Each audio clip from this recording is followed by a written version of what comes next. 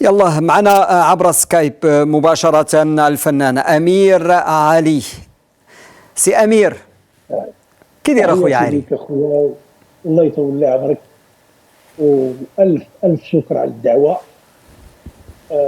والمتتبعين ديال شادتي بالقناه الفنيه مرحبا أخويا علي. والقناه بمقدمي برامج ديالها، شكرا بمديرها ومقدمي البرامج محترفين واصدقاء ديال السنين. انا لا شكرا. اجامل بقى، كنقول الصراحه. الله انت يقدر. واحد من الصحفيين اللي كندير له نرفع لهم القبعه ديالي في المغرب. شكرا لك أخويا علي، وهذه شهادة أعتز بها، وأنت كذلك من الفنانين الفنانين الخفاف الظل، والكلمة الطيبة ما تتفارقش الفم ديالك ما شاء الله. وتحنا نتشرف ونعتز بصداقتك وباستضافتك في البرنامج. أستاذ أمير، موت عبدو داغر رحمه الله، واحد من أشهر عازفي الكمان في الوطن العربي. الأهرام تتساقط مثل الأشجار. الله. كانوا المدارس كانت مدرسة الحفناوي، مدرسة سامي شاوى، مدرسة أنوار المنسي، مدرسة عبود عبد العال، هادو كلهم تربينا عليهم. ومدرسة عبدو داغر بوحدها. عبدو داغر كان عزفه، والإخوان راه يسمعونني الآن، الموسيقيين وعازفي الكمان في العالم العربي، كان يمتاز، أسميه بجون سيباستيان باخ للعرب، لأن باخ معروف بالديفيكولتي، الصعوبات ألحانه. عبدو داغر ما كانش كيمتاز غير بالعزف الطبيعي اللي هو السهل الممتنع، يعني الأنغام والموسيقى العربية كان شارب هامة، لدرجة أنه خلق مدرسة خاصة به. عبدو داغر ألحانه واللونغات ديالو والسماعيات ديالو، إلا ما كنتيش عازف متمكن ما غاديش تعزفهم. كانت تمتاز بلي ديفيكولتي، بالصعوبات. كان تيدير أنغام ألحان صعبة في العزف. العازفين راه كيفهموني وكيسمعوني. ما كانش يدير دوك الموسيقات الصواميت اللي حنا تيجيونا ساهلين كنعزفوهم بسهوله. كيعذبك بهذا المفهوم المغربي، تيعذبك في العزف وفي التمارين قبل ما تحفظ الانغام الالحان ديالو. نعم، ورحمه الله. مدرسه خاصه، مدرسته خاصه. من ضمن تلاميذاته هو صديقي محمود سرور، راه على قيد الحياه من دراسته. ومحمود الجرشه الله يرحمه، ابن عم عبود عبد العال، لان عبود عبد العال اسمه عبود عبد العال الجرشه، صديق ديالي الله يرحمه في لندن، توفي ب 98. على هادو الاهرام تتساقط. نعم، الاهرام تتساقط. يلا شفت الخبر والله العظيم الى مؤلم جدا. قل لي يا علي، ملي هضرتي على الاهرام تتساقط، انصيغ السؤال من هذا الاهرام تتساقط. نعم اخويا. واش كاين خوف على المستقبل ملي تتقول الاهرام تتساقط؟ يعني غدا ولا بعد غدا غيبقى الوطا، المهم كتعبير وصافي. واش غيبقى الوطا غدا في الموسيقى؟ لا، بجهد الله سبحانه وتعالى.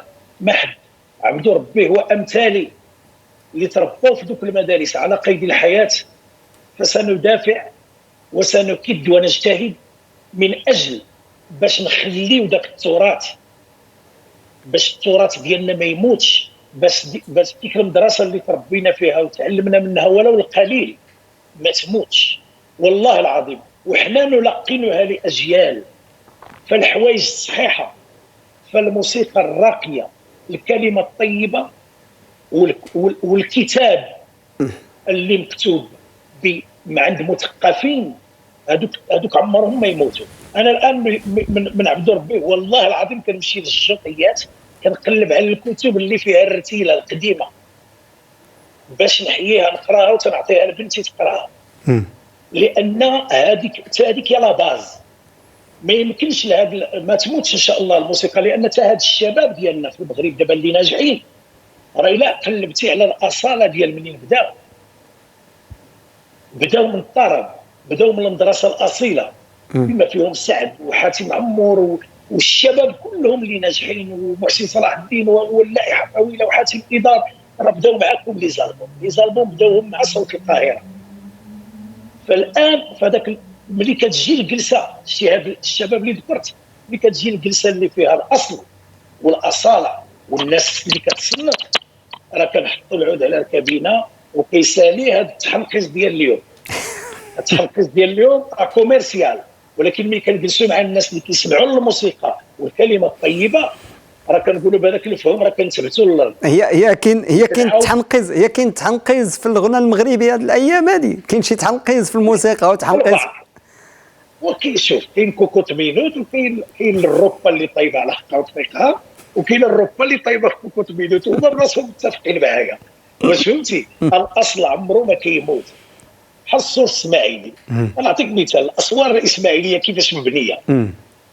ياك الاف السنين، لا جيتي لمكناس ومراكش وفاس وهذاك، كتلقى الصور الاسماعيلي والصويره. اما اللي مصاوب دابا بداك الشيء كوميرسيال، ما كيدوز حتى 5 سنين كيبداو الحيوط يتشقوا. فكذلك الكلمه الطيبه، الموسيقى الطيبه، الاغنيه الجميله عمرها ما كتموت. نعم، وحنا تنتمنوا بانه ذلك الفن الاصيل والموسيقى، الفن بكل في الاغنيه، يعني بكل ما فيها، الكلمه، اللحن، الاداء، الصوت، يعني انه يستمر، لأن الأصالة اللي فيها كل شيء، لأن بمثابة هوية فنية هذيك، فما يمكنش أنها تمشي على حساب مع تطور الأجيال ولا شي حاجة. كل جيل يدير اللمسة ديالو، ولكن لابد من نحافظوا على. أنت أنا أظن أمير علي بحالك بحال العديد من الناس اللي حاورناهم، منهم الأستاذ نعمان الحلوم، منهم العديد من الناس اللي حاورناهم، أنه ما عندكمش مشكل مع التطور، ما عندكمش مع كل جيل يدير البصمة ديالو، ولكن لا، ما تكونش على حساب الأصل الموسيقي والاصل الغنائي المغربي مثلا. نعم. لا الفاونديشن لما كانش الساس عند اي فنان او مثقف او سياسي او نامبورت كي جونغ دو بيرسون، لما كانش الاساس، اللبنه اللي هي الساس مبني على الصح، فما فوقه باطل. صح. فما فوقه ما كيدوش. لا فاونديشن، حنا تربينا وجلسنا مع الشياخ وجلسنا والله العلي العظيم اللي قصيناه، ولكن كله ها هو تيجني الثمار ديالو. واصبح المغاربه يعرفوننا على طريق المثابره وعلى طريق الوجوه بحالكم الطيبه، الوجوه النيره بحالكم، والاعلام الطيب بحالكم اللي كيعرفنا وكيقدمنا للمغاربه وكيقول لهم راه حنا عندنا ناس، عندنا مثقفون، عندنا سياسيون، عندنا رياضيين، عندنا فنانين في المستوى. الحمد لله حنا غاديين نديروا سلولي بات شورلي، غاديين ببطء، واللي جابوا الله سبحانه وتعالى كنقبلوا. عندنا واحد شويه ديال لي فان، ما باغينش حنا لي فان بلا قياس، باغيين لي فان اللي كيقدرونا. كمش هذا النحل احسن من شواري ديال الدبان. نقولها، اسمحوا لي الامثال ديالنا القديمه المغربيه عندها كتربينا. كتربينا. والقناه ديالكم اتمنى لها، كنقول لكم كل التوفيق. الله يكبر بك ان شاء الله. كل التوفيق، لانها تشجيع، لانها قناه فنيه بامتياز. قناه فنيه بامتياز. ملي كيكون مولا القناه فنان، فماذا تنتظر؟ ماذا تنتظر؟ عازف راه مخبى علينا، مع عازف اورغ من الطراز الاول، والصحافه اللي في هذه الاذاعه بحالكم هما اللي تيعرفوا المغاربه. هذه الاذاعه انصح كل المغاربه حقوتي تفرجوا، تبعوا شاده اف ام، تبعوا شاده اف ام وتي في، تبعوا شاده تي في، دعموا شاده تي في. الله يكبر بك. لانها لا تقدم الا والله العظيم الغربال في البرامج. كدير الغربال عاد كتعطيكم الجوده. صح. شكرا لك استاذ امير. شكرا امير علي، شكرا جزيلا. قل لي يا امير علي، امير علي، بين المغرب والولايات المتحده الامريكيه، أمير علي كان في الولايات المتحدة الأمريكية، وقدمت الموسيقى المغربية في الولايات المتحدة الأمريكية. وأظن تما فين كان اللقب ديال ابن الملحون، أظن، ولا شي حاجة بحال هكا، ياك؟ فوالا، كان في الولايات المتحدة الأمريكية ابن الملحون. ورجعت إلى المغرب لنضال آخر من أجل الموسيقى المغربية. كنت لهي في نضال في الغربة، وجيت المغرب بلادك واستمريتي في النضال. الفرق بين النضالين، نضال الولايات المتحدة الأمريكية ونضال المغرب، عافاك، أعطينا الفرق، فين عانيتي أكثر؟ عاني، شوف، المعاناة كلها كنتعلموا منها، ما كاينش المعاناة كلهم دروس، لازم، لا، يجب أن نتعلم منها، and we have to look forward، نشوفوا للقدام. في امريكا عندي مسؤوليتين. المسؤوليه الاولى انني مغربي في بلاد الهجره، في بلاد اقوى دوله في العالم. صح. المسؤوليه الثانيه انني خصني نعطي بون ايماج، نعطي صوره جميله على بلادي، صوره جميله على موسيقتي، دفاعا على موسيقى. اقسم لكم يمينا ادافع عن المغرب واشرح للامريكيين لمده 25 سنه يوميا، لانني في الواجهه كنت في الرواق المغربي في ديزني. فكل نهار كتجي الملايين، اقول لكم الملايين الزوار لديزني، وكل من هو كان لا يعرف المغرب لما يوقف قدامي وندير البيرفورمانس ديالي وندير العرض، نشرح يوميا، اشرح يوميا ما علاقه المغرب بامريكا والفن المغربي. كان عندي جوج الهموم، يعني خصني هاز واحد العبء، ولكن ملي جيت للمغرب جنات الثمار ديالها. الحمد لله صار الكل، معظم المغاربه يعرفونا، والفن ديالي كنقدمه ولا زلت اعطي وساعطي الى ان يبقى في عرق واحد. جميل. لان كنبقى مغربي وكنبقى كنموت على بلادي، احب من احب وكره من كره. انا مواطن وتربيت على الوطنيه، والله يرحمه ربنا على سيدنا وربنا على الوطن وربنا على حب الوطن. احب من احب وكره من كره. فانا نسمح في اي حاجه كتبقى عندي التيكيتا ديال المغربي هنا، واخا نتغرب حتى 50 عام. جميل. وقصه ابن الملحون، هذيك المدرسه، هذيك هي لا فونداسيون كنقولوا، عاد هضرنا على الساس. هذيك هي المدرسه اللي بديت مع الله ولي برحمه الله سيدي احمد اكومي، اللي كان اليد اليمنى الحسين التلالي والحاج الحسين التلالي. ولكن كنت لا اتكلم كثيرا، ما كنتش كندير قال له انا التلالي درت مع التلالي مشيت انا لا، انا ما كنتش كنركب على. انا جلست وكونت بحالاتي، لان اللي عاشروني وقراوا معايا الملحون وعاشروني بما فيهم اخواني واصدقائي في الغربه كلهم، اصدقائي في مكناس، اصدقائي في الغربه بما فيهم سعيد المفتاحي، بما فيهم سعيد النجاع، بما فيهم عبد الله الرمضاني، مجد اليحيوي، حياه بوخريس. هذه الفئه كلها تتعرف شكون هو امير علي في الملحون. نهار مشيت في حالي كانوا تيقولوا اليد يعني الخلف مشى الامريكان، ولكن مشيت وديت معايا داك الشيء اللي تربيت وحفظته، عمره ما مشالي، عمر القصيد ما حيدوا لي من دماغي اكثر من 36 عام في الغربه. وكنت اغني الملحون في الجلسات تما مع واحد الصديق ديالي العماري اللي في المسرح، اخو العماري الله يرحمه اللي كان يدير المسرح. فكنت ديما ازاول مهنه في الجلسات المغربيه، كنا كنجلسوا، ما كنتش كنسى الملحون، وكنت اغني الملحون ضمن الطرب والاغاني المغربيه في المطعم الرواق المغربي كل نهار يعني لمده 25 سنه. ما شاء الله ما شاء الله. اذا راك ابن الملحون بما تحمل الكلمه من معنى، ولد الملحون. البركه تعلمنا، شوف هي البركه، لا نقارن نفسنا بهذوك الناس، ولكن كنخليو الناس يحكموا، ولكن تربينا الحمد لله، كبرنا في الاصول. قل لي امير علي، ما الهدف من خرجات امير علي في مواقع التواصل الاجتماعي اللي كثرت مؤخرا؟ الخرجات مؤخرا ما كانوش شي خرجات، يعني الحمد لله، يعني شي خرجات اللي خارجه على النطاق. الخرجات مؤخرا اللي درت هما على السينما، على السينمات. درت خرجه على السينما الاطلس، لان السينمات كيريبوا، بحيث اليوم دزت في مدينه مكناس كاينه سينما مونديال ولات كيتباعوا فيها الحوايج العيالات. وسينما تاريخيه اللي بناوها النصارى، وسينما اطلس اللي تحطت في المزاد العالمي باش يولي عقار. ما كيف بغيتي ما نتاثرش مدينتي هذه، وكبرت تما في دوك السينمات. سينما الريجون اللي مشات، سينما لومبير اللي دابا طلعوا فيها باطمات والبرقمات، هادو كي بغيتي هادو هما الخرجات اللي كندير. الخرجات اللي كندير الحمد لله في صالح الفن، صالح الفنانين، دفاعا عن حقوق الفنانين. كنتاثر ملي كنشوف شي فنان ما عندوش هذه جائحه كورونا مضرور، اقسم بالله كان ما نعش. عندي اصدقاء اللي مضرورين ضرر لا يتصور مثلا بسبب الجائحه. كي بغيتيني الخرجات الى فنان، الى كاين فنان وما عندوش هدف، انا شي هيبوكريت. انا لا اتكلم في الكواليس وفي السوشيال ميديا كنقول راه العام زين. نو، الى عندي شي حاجه اللي غادا تصلح واحد واحد المنظومه ولا غادا تصلح واحد السيكتور في الميدان ديالنا كنحطها. واخا بعض الخطرات انا مثلا كناكل العصا، ولكن وحدين اخرين كتقاد لهم الطريق.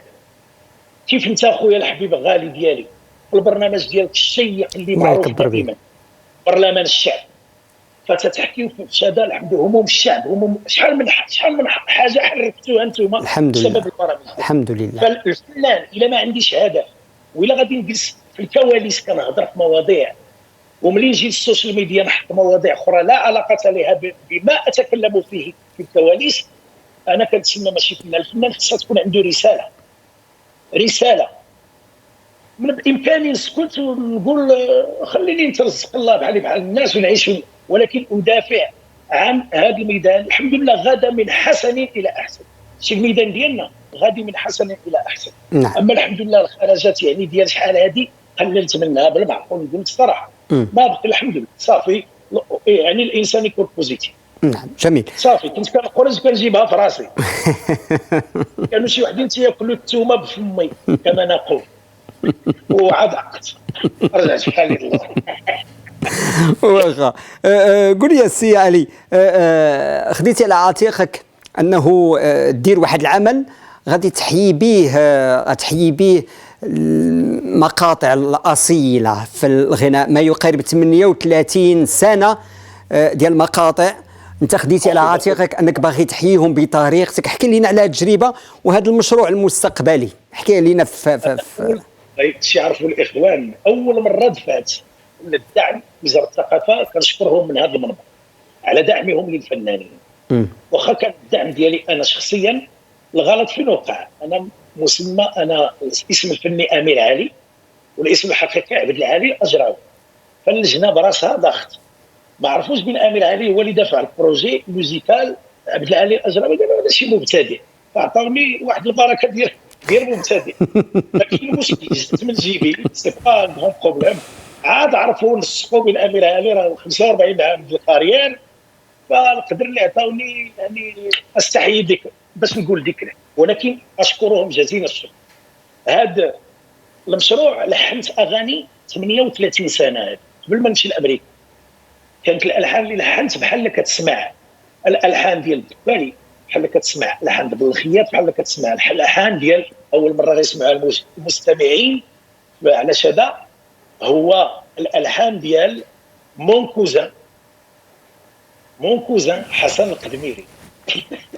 راه عندي في الدم، راها في الدم الموسيقى، اول مره كيعرفوها الاخوان. هذه سكوب عندنا دابا هنا في هذا المستوى ديال الالحان. دونك فاش جات هذه الفرصه قلت علاش ما نجبدش هذه الكلمه الطيبه. ماشي انا نقول كلمات من شاعر غنائي من ناس كبيره في السن ملي كان تيكتب، ويعني عضو في المكتب ديال في البنديه، عضو من السبعينات، سميتو مولاي حفيظ المراني. فالكلمات في مستوى كبير. قلت هذه الفرصه اللي ندفع هذو، ولكن توزيع ديال الوقت، درت توزيع الموسيقي ونقصت من الوقت باش على راك عارف الوقت دابا ما يمكنليش نفوت 3 دقائق او ما نوصلش 4 دقائق في الاغنيه.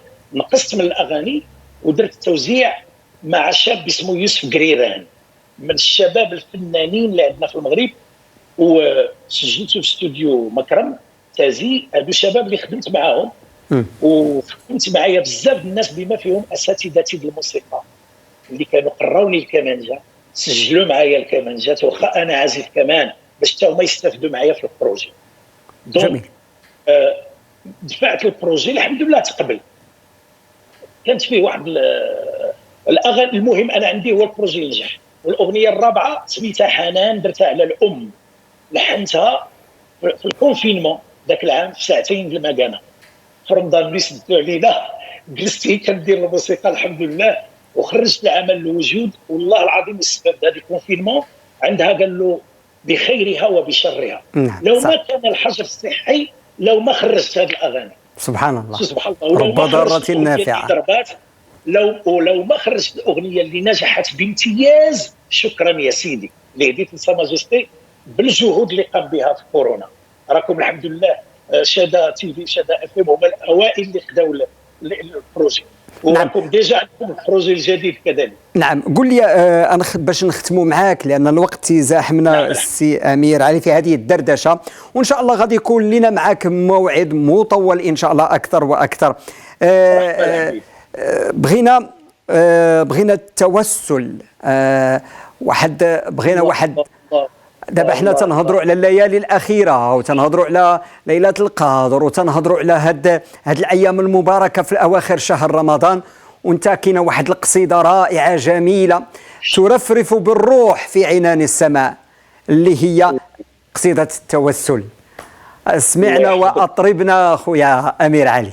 نشكركم بعدا على برامجكم الدينيه، راه ما تنحيدش من عندها. ياك سيدي الله يحفظك. فيها قصيده التوسل من نظم عبد القادر العالمي، سيدي قدر العالمي، وكنهديها لكل متتبعي هذه القناه الفنيه الراقيه بفنها وبمستخدميها، كل واحد باسمه. شكرا. عندنا جوج دقائق خويا امير، تفضل. يا من بلاني عافيني رحمتك النال، خف حملي تسراح يرتخى عقالي، يا الواجب الصرخة عن ضيق الحال، جل مولانا عان شبه المثال علي، غيتني يتفاجأ قربي نلوح الهوال، خاطري يتهنى قلبي يعود سليم، لين يركن من باركلو جميع الحيال، عاد منزل ديوانو بالكدار مالي، دخيلك يا ربي بالانبياء والرسال، دخيلك يا سيدي جميع كل ولي، دخيلك بالسادات الصالحين الافضال، كافة القطب والجراس والبدالي، يا من بلاني عافيني رحمتك النال، خف حملي تسراح يرتخى عقالي. يا سلام يا سلام، سبحان الله. عرفتي هاد النظم ديال هاد القصيد عندنا حنايا في الموسيقى المغربيه الاصيله عنده وقع خاص به، وسبحان الله اظنه شامه موسيقيه في الموسيقى العالميه. نعم. ولا هذا الكلام ديال سيدي قدر العالمي والله العظيم الى رجعوا له فيه الدارجه المغربيه الاصيله القديمه، والمعاني ديالها لا تتصور. نعم. لا تتصور. خويا امير علي، دقيقه. نعم. عندي دقيقه بغيتك تعطيها لي وتر. بلا غناء، بلا عطيها لي وتر.